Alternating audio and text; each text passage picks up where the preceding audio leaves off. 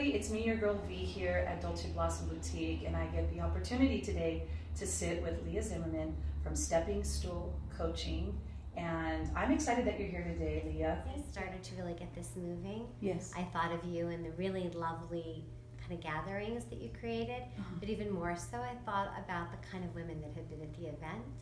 Gotcha. And that as I was recentering myself in community and regrowing community and regrowing around me, who could support me and who could be people I want to talk with and see myself changed in that way, you were a part of that, wanting to have that around me, wanting to have that kind of community around me, as well as feeling that I had something to offer. Absolutely. And something that made me want to serve. Absolutely. So after, life and transitioning and all that, of course, we finally locked down a date, and you actually came in and you shared what you do. And I know I want to talk a little bit about that. What is exactly Stool Coaching? What is that? It came to me. The way we use a step stool to move from where we are. Sometimes we just need that boost. Yes.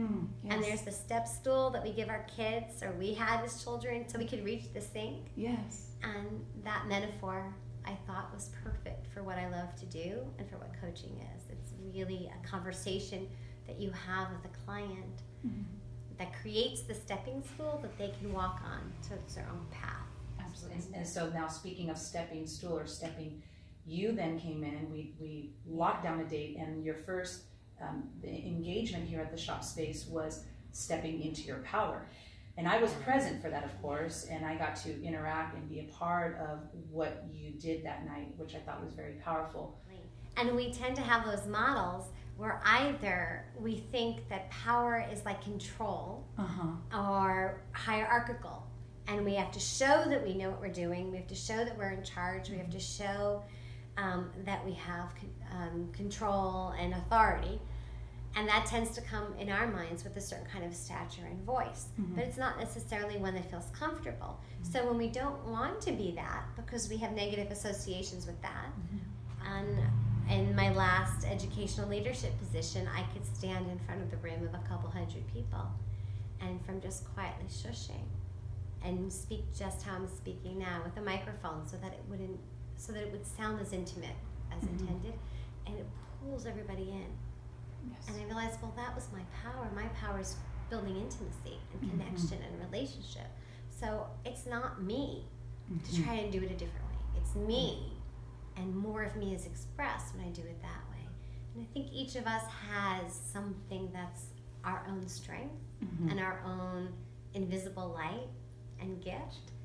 And when we can recognize those strengths and those gifts and reorient our life through that lens, we discover how much more powerful we are and how much more effective we are as influencers in our relationships, in meeting our goals, in the work that we do in professional sphere.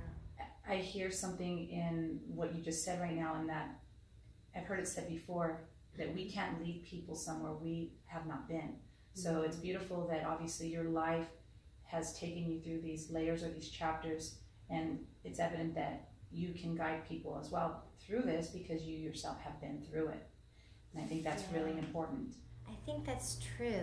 We tend to also trust people who've been through it. But there are times where just having gone through our own journeys gives us the tools to help facilitate somebody else's journey. So the women that I work with are not necessarily on that same path, but it's that same sense of not really trusting myself, not having that voice of my own, to stepping into belonging in my own self, trusting myself, and stepping into my power that is always the through line that can be shared with each woman, even if her journey, even if she's not an educator, it's not about theater, it's not about the same specifics, but it's about, with almost most women I encounter, not all, there is some sense of we don't quite trust that voice inside ourselves. We're never quite good enough. And we don't believe that we can just do it that way because that won't, that's not strong enough. That's just easy. Easy is never good enough. And it's actually our strengths are often the things we take for granted about ourselves. So why don't you tell us a little bit, Leah, about what a session would look like with you? Well, first I have workshops, which are different than the sessions. where I bring some of the same type of empowerment, but it's experiential, and also really depends on the people who show up, because I facilitate a conversation based on people are and where they're going.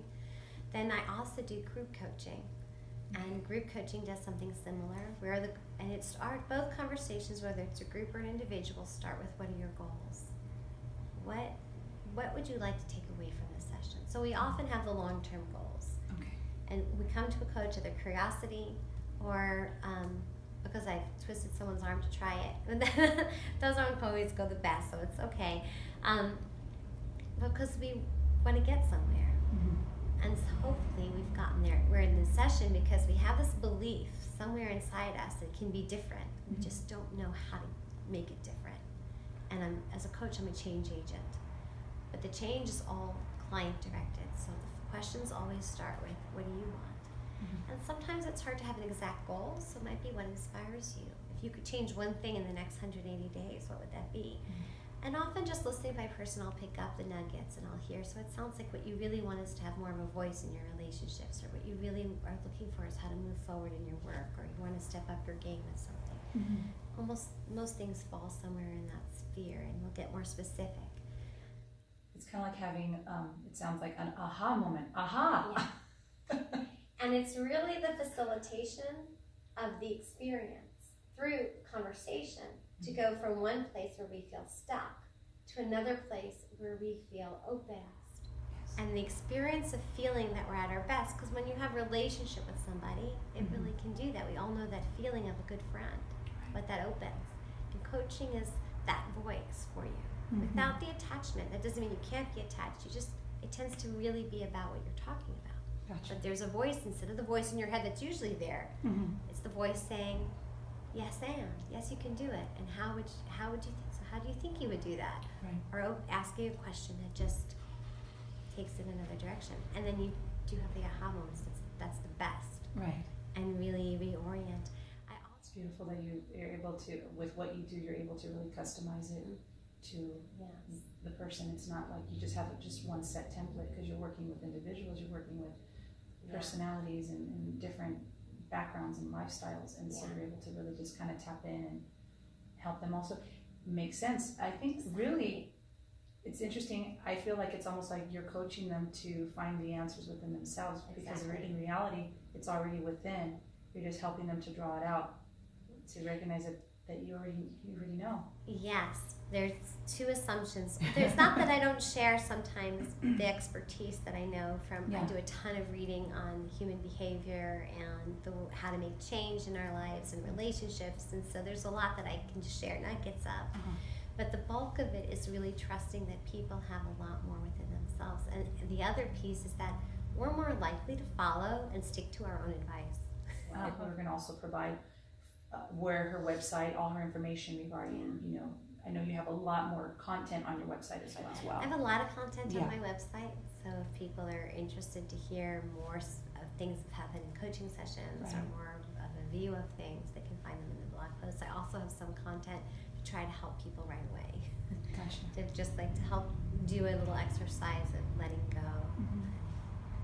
envisioning better things. So what we're going to do as we get ready to close this segment with Leah, we just want to let you know that the information for Leah and everything, all the beautiful service that she does provide, will be added into the description of this video, in addition to her next upcoming workshop here at Dolce Blossom Boutique. Thank you so much, Leah, for being here today. And as always, we appreciate your support as well to our shop talks. Come by and visit us here at Dolce Blossom Boutique. Have a great day, everybody. We look forward to seeing you soon. Bye. Bye.